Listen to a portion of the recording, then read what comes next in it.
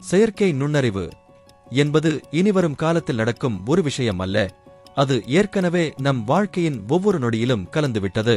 மருத்துவத்துறையில் AI மருத்துவர்களை விட வேகமாக நோய்களை கண்டறிந்து எண்ணற்ற உயிர்களை காப்பாற்றுகிறது.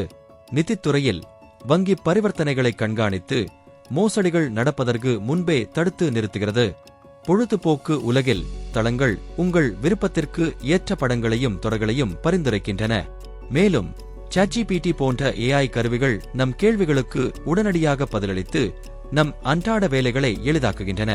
இது கல்வி முதல் ரோபோடிக்ஸ் வரை பல துறைகளில் ஒரு புதிய புரட்சியை ஏற்படுத்தி வருகிறது.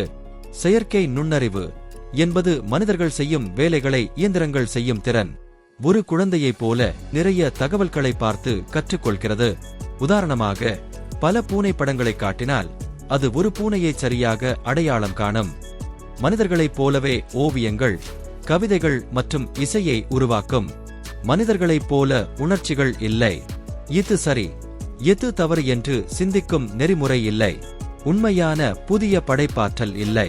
AI ஏற்கனவே உள்ள பல ஓவியங்கள், கவிதைகள் மற்றும் பாடல்களிலிருந்து கற்றுக்கொண்டு அவற்றை இணைத்து ஒரு புதிய கலவையாக AI உருவாக்குகிறது.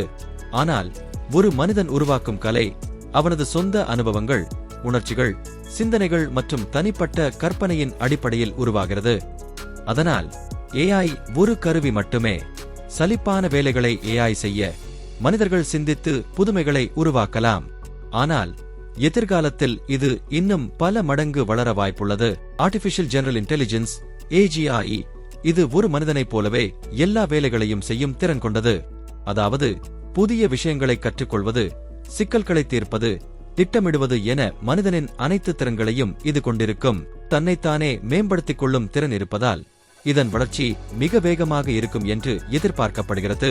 ஆர்டிபிஷியல் சூப்பர் இன்டெலிஜென்ஸ் ASI இது மனிதனின் ஒட்டுமொத்த அறிவையும் தாண்டி கற்பனைக்கு எட்டாத அளவுக்கு புத்திசாலித்தனமாக இருக்கும். கலை, அறிவியல், பொறியியல், சமூக பிரச்சனைகள் என எந்த ஒரு துறையிலும் மனித மூளையை விட இது மிகச் சிறப்பாக செயல்படும்.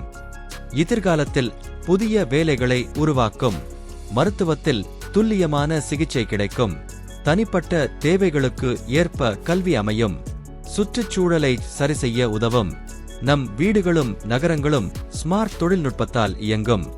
தனிப்பட்ட தகவல்களின் பாதுகாப்புக்கு அச்சுறுத்தல் ஏற்படலாம். சில வேலைகள் இல்லாமல் போகும். AI ஒரு சக்தி வாய்ந்த கருவி. அதை சரியாக பயன்படுத்தினால் அது மனிதர்களுக்கு ஒரு அச்சுறுத்தல் அல்ல, மாறாக நம் திறன்களை பெருக்கும் ஒரு கூட்டாளியாக இருக்கும்.